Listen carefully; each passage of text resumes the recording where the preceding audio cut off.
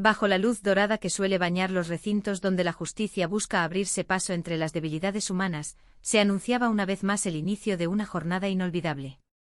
Era la hora de ver y oír a las estrellas de la tremenda corte, aquel espacio donde don Leopoldo Fernández Rescatine y Aníbal de Mar, el tremendo jefe, daban vida a la ley. Junto a ellos, Norma Zúñiga encarnaba a la siempre vigilante Susmaría Nananina, bajo la atenta mirada del productor ejecutivo Jesús Alvariño y la dirección de Sergio Peña. La audiencia pública estaba lista para comenzar, pues el tremendo juez de la tremenda corte se disponía a resolver un caso que prometía ser tan insólito como educativo. El magistrado entró a la sala con su habitual parsimonia, saludando al secretario con un tono que denotaba una mezcla de cansancio y deber. El secretario, por su parte, confesó que había despertado con un intenso dolor de cerebro, aunque tras tomar un calmante, aseguró que ahora le quedaba muy poquito. El juez, con esa agudeza que le caracterizaba, no pudo evitar preguntar si lo que le quedaba poco era el dolor o el cerebro. Para evitar bromas matutinas que distrajeran la solemnidad del acto, le impuso una multa de 20 pesos de inmediato.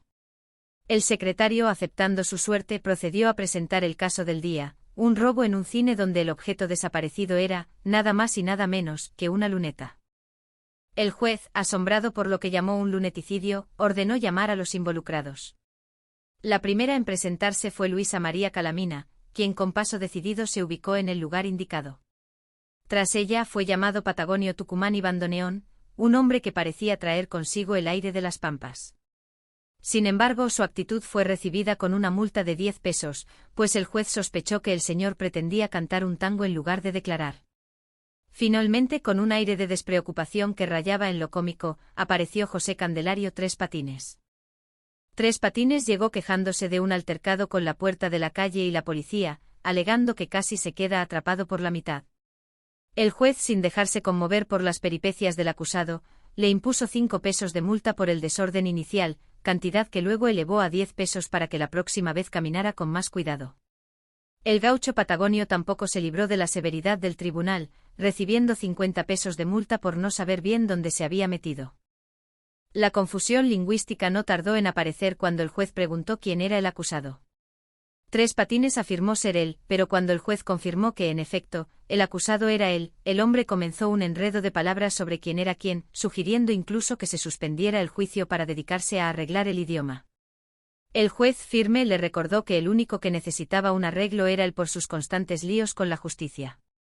Tres Patines, con su lógica particular, argumentó que era la justicia la que tenía un lío con él, pues cada vez que hacía algo insignificante, le sacaban una ley que lo prohibía.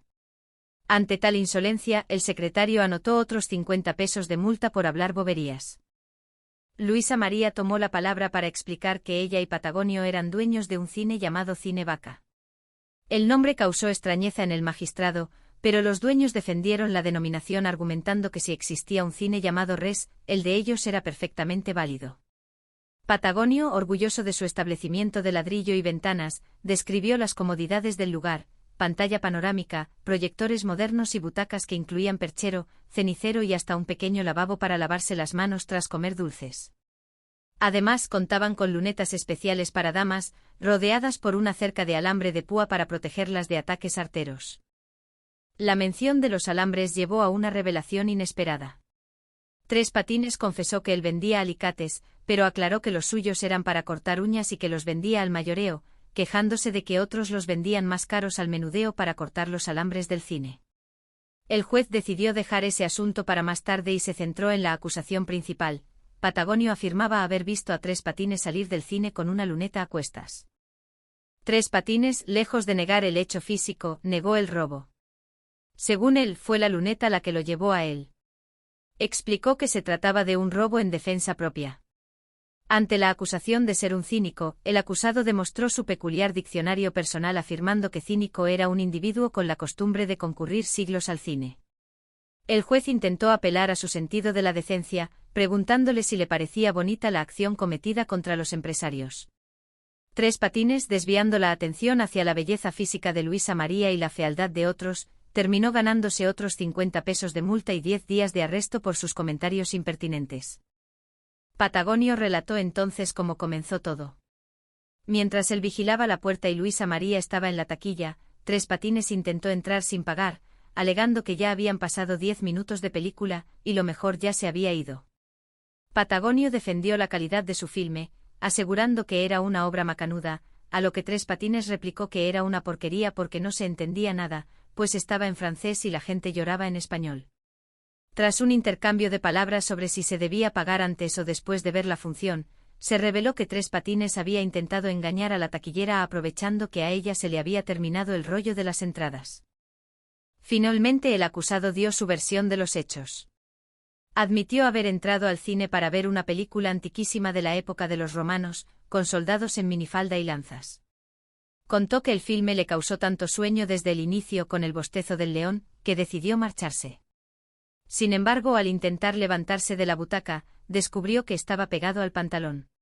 Supuso que alguien había dejado un chicle con mucho jugo o algún residuo pegajoso.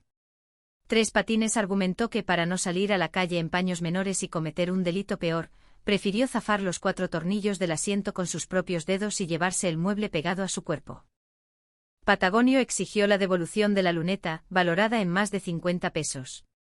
Tres Patines por su parte exigió que le pagaran su pantalón, el cual valoró en la exorbitante cifra de 800 pesos.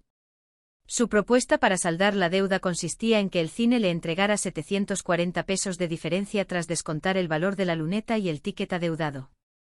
El juez, escuchando con paciencia pero sin dejarse engañar, se preparó para dictar sentencia.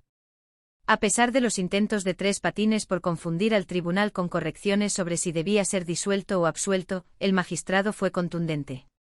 Consideró que la historia del pantalón pegado era un puro cuento para justificar el acto. Por lo tanto, el fallo fue claro: el amigo Tres Patines debía pagar 20.000 pesetas de multa para aprender que no se debe entrar a los cines con la intención de llevarse el mobiliario.